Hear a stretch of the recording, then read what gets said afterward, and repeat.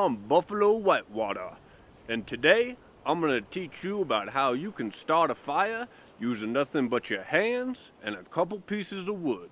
I'm going to toughen you up mentally, emotionally, physically, and psychologically so that you can not just be a survivor, but you can be a thriver.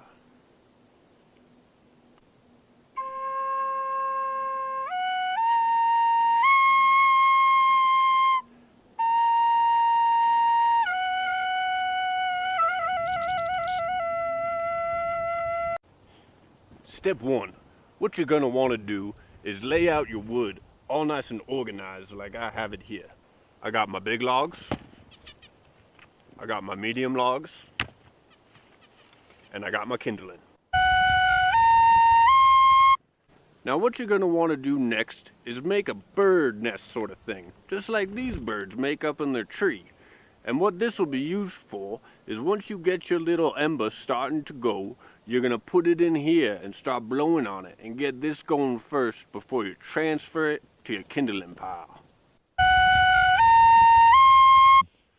Now this is a hand drill kit that I prepared for myself, and what it is simple piece of wood. You carve it down like so, and you're going to be making these little cutouts in it.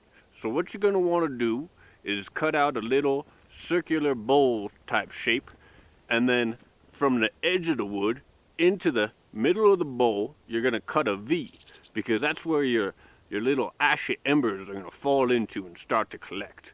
Now the general rule of thumb is you want your hand drill to be a harder type of wood than your base part. This is a nice piece of mullein, and the reason is that you want the hand drill to stay nice and firm while this is getting worn into. Here I got all my kindling and brush, and here is where I'm going to be dropping my ember into. It's a nice bird nest kind of sort of thing. Now the idea here is you want to be putting a lot of friction downwards. A lot of force is going downwards.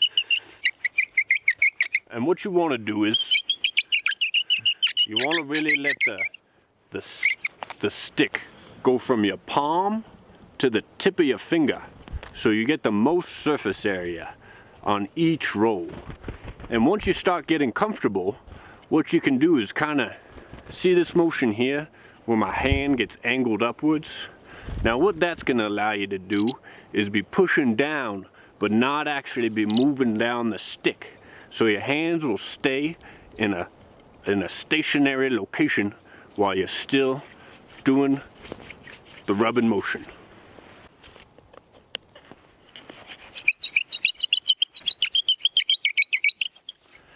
Now, you know, it can get pretty desperate out here, and us humans were dependent on fire for warmth, for cooking our food. And back in the olden days, before the electricity and all that, when we didn't have big lighters or nothing like that, people were dependent on these types of tools to start their fire. And they had to put a lot of intention into it, you know, because the life really depended on it. If they didn't get that fire started, they may not have made that evening's meal, and they may not have made it through the night. So starting a fire, it's really all about intention. You gotta be focused with your mind, with your heart, and with your soul. Now that we got our cherry going, we're gonna transfer it into the nest and start blowing.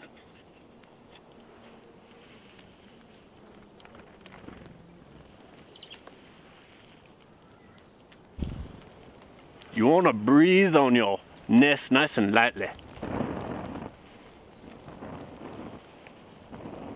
And once your nest is starting to go like this, you're going to transfer it to your kindling.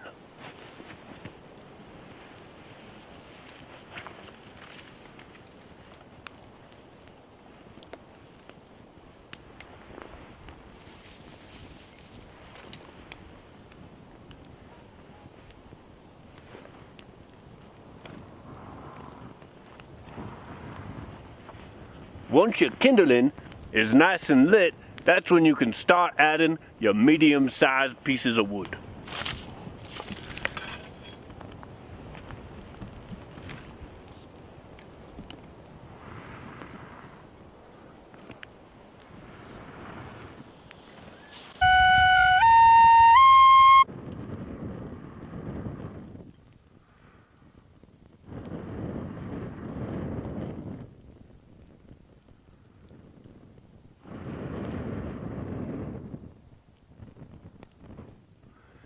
Now you want to make sure that you don't smother your kindling.